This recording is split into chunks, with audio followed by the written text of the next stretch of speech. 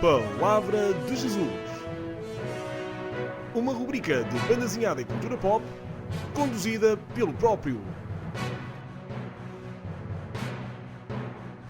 Olá Nuno, boa tarde, obrigado por teres aceito o meu convite. Bem-vindo à Palavra de Jesus. Hoje vamos fazer uma edição especial a falar sobre as novas revistas da Disney, da Goody, e nada melhor do que falar com um grande especialista da Disney em Portugal, que és tu, que é a pessoa que eu conheço que mais percebe do assunto, e eu não sou a pessoa mais indicada, mas gostava de falar sobre as revistas e, portanto, vamos falar. Portanto, a Comics acabou em janeiro ou fevereiro deste ano, salvo erro, vais-me confirmar isso já de seguida. O número 200 foi a última edição, que demorou bastante tempo a sair, e aí já se cheirava que ia acontecer alguma coisa. Sim, entre a 199 e a edição 200 houve realmente um grande espaçamento e só para mostrar aos leitores, caso eles não saibam, a 199 estava datada de Abril, supostamente devia sair em Abril, acho que na altura chegou a sair em Abril, e seria um título quinzenal. Já a 200, que vocês podem ver aqui, já só chegaria às bancas em agosto. É assim, notou-se que por parte da editora Goody parece ter havido alguma indecisão sobre o que fariam a seguir, porque haveria, de certa forma, algumas dúvidas sobre porque o regular parecia não estar a vender como eles esperavam, e também houve uma tentativa por parte da Goody de tentar apostar num segmento que era um bocado arriscado, que era o segmento dos capa dura. Bem, antes de irmos aí aos capas duras, faz-me um favor, que eu não tenho aqui a 200 comigo, abre aí na primeira página da BD, se não me engano tem uma data que seria a data de lançamento prevista da revista, não, a data da historinha mesmo. Na história aparece... Olha, na 200? Na 200, na primeira história da revista 200, aparece Sim. uma data, mesmo na história, tipo 1 de Abril... Sim, 25 de Abril de 2017. Pronto, que seria provavelmente... Faria todo sentido porque a Comics, a 199 saiu em Abril, portanto assim, é provável que eles tenham planeado a 200 para sair logo na segunda quinzena. Mas no resto da história não está essa data, ou seja, tem uma gralha, porque depois eles têm uma data muito anterior. E eu acho que eles só repararam ou corrigiram a primeira aparição da data e depois nas outras continuaram com uma data errada. Pois, é assim, eu vou-te ser sincero, é assim, isto de gralhas é muito fácil às vezes passarem, principalmente aqui na editora Goody tem havido algumas gralhas que nota talvez, é assim, eu diria que às vezes as coisas devem ser feitas um bocado com prazos muito apertados e é provável que lhes passe muita coisa. Muitas vezes até pode ser que a pessoa responsável por fazer este controlo, esta verificação, esteja um bocado distraída. Eu posso te dar, por exemplo, o exemplo aqui do capa dura, que é uma edição que supostamente foi muito bem preparada e foi muito bem pensada e está com os acabamentos de luxo. Foi uma das melhores edições que saiu da editora Goody, como tu sabes, e no entanto teve uma gafe que é inadmissível, digamos, são tiras que não são impressas porque a página estava errada.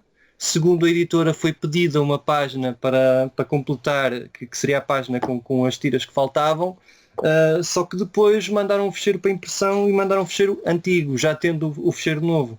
Isto mostra alguma falta de atenção por parte da editora Goody, que apesar de uma pessoa ter que compreender, para um livro que tem este preço, acho que precisa ter tido um outro.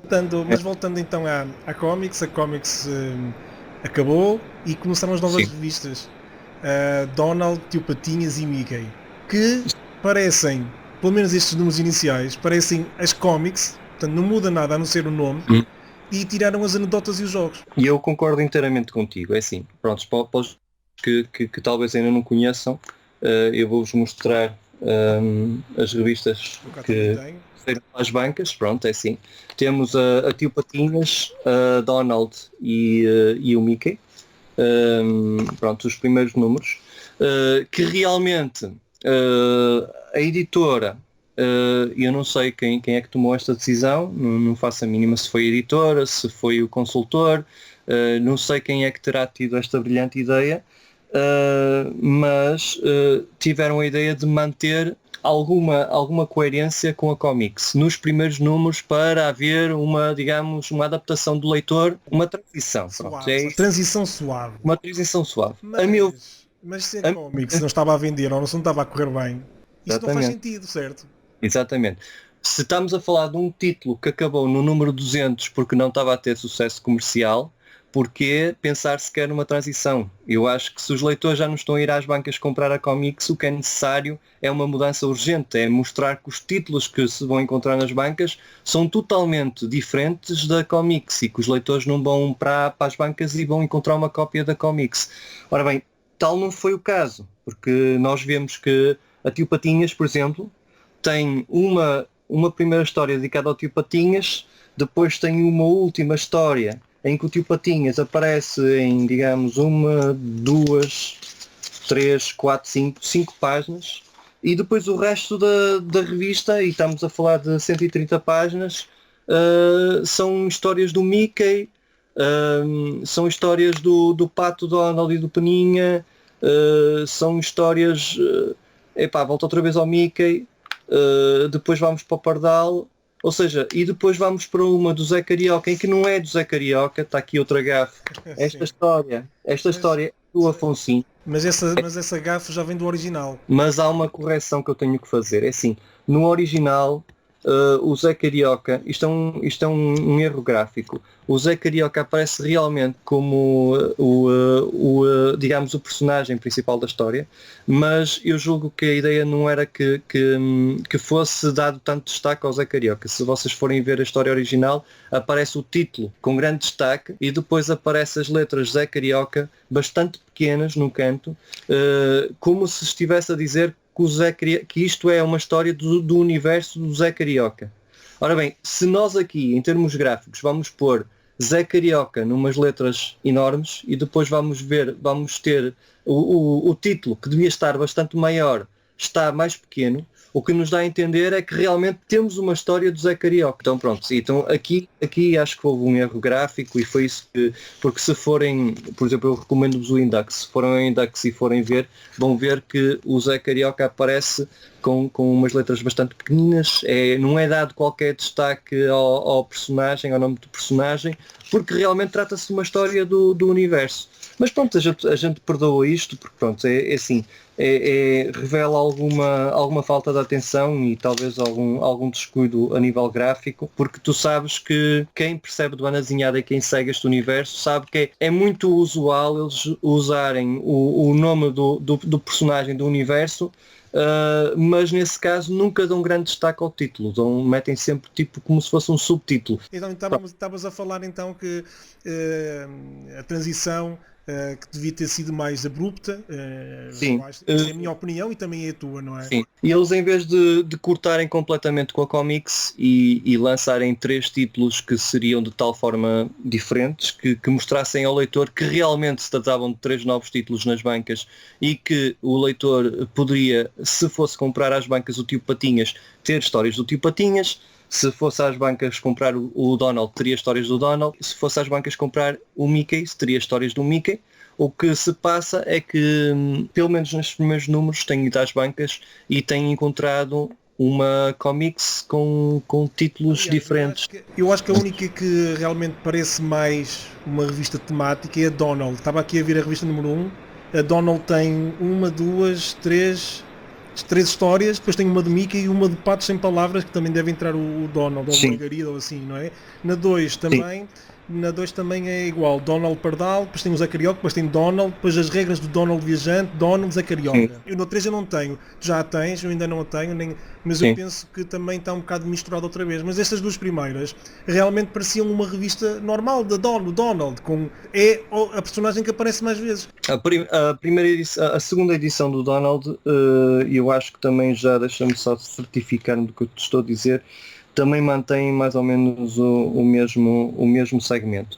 Eles mantêm a revista praticamente dedicada ao Donald, com exceção de histórias do Zé Carioca, que realmente faz sentido que apareçam na do Donald, porque o Zé Carioca, como tu sabes, desde a sua criação foi sempre associado ao Pato Donald. Sim. Portanto, faria todo o sentido que figurasse apenas na revista do Pato Donald. A minha opinião é a seguinte: eu acho que as revistas do Tio Patinhas, do Mickey e do Donald deveriam ter sido um bocado mais bem pensadas a nível de conteúdo editorial. Porque assim, há tanta coisa que se podia fazer, por exemplo, com a revista do Tio Patinhas. O Tio Patinhas podia ter histórias do Tio Patinhas e depois histórias dos personagens secundários que rondam à volta do Tio Patinhas. E quando digo personagens secundários, falo dos heróis e dos vilões, obviamente. Claro. Falo dos patos.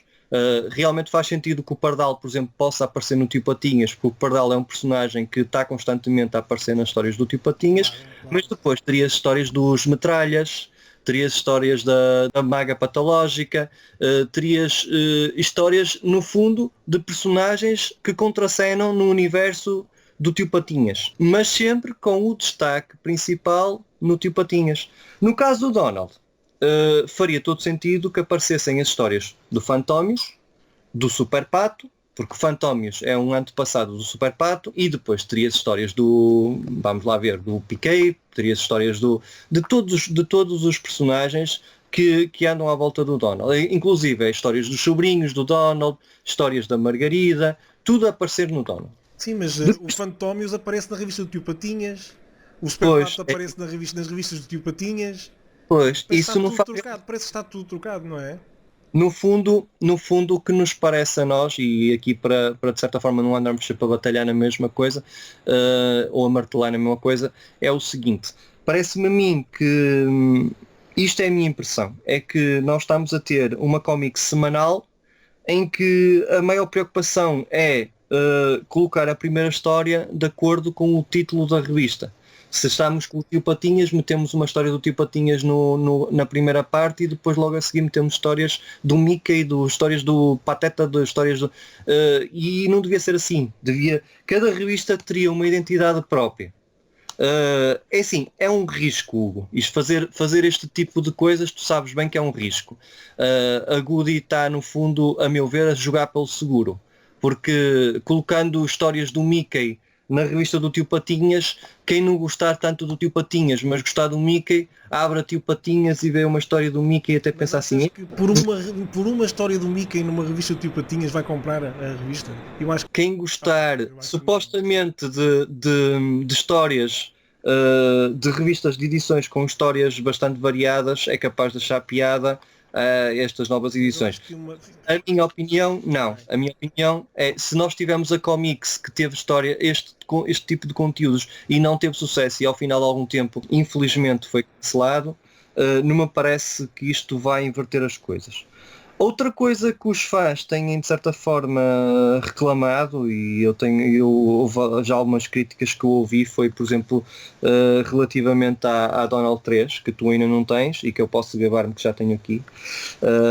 Pronto, é assim, esta edição aqui tem uma capa genérica. É assim, os fãs, eles repararam que, por exemplo, eu não apontei isso quando falei disso na minha página, porque não achei que fosse grande destaque a dar, mas assim, até agora a Goody houve algumas capas que foi bem feliz, ao contrário da Comics. Por exemplo, vamos mostrar esta aqui. Esta capa tem a ver com o conteúdo, é o Mickey Maltese, que tinha uma capa giríssima, e a Goody teve a preocupação de utilizar a capa de acordo com a primeira história, que faz todo o sentido. E digamos que fica com uma edição bem bonita. Agora, por exemplo, aqui no caso do Donald, chegaram à terceira e fizeram uma capa que, se tu fores a reparar, é uma capa genérica.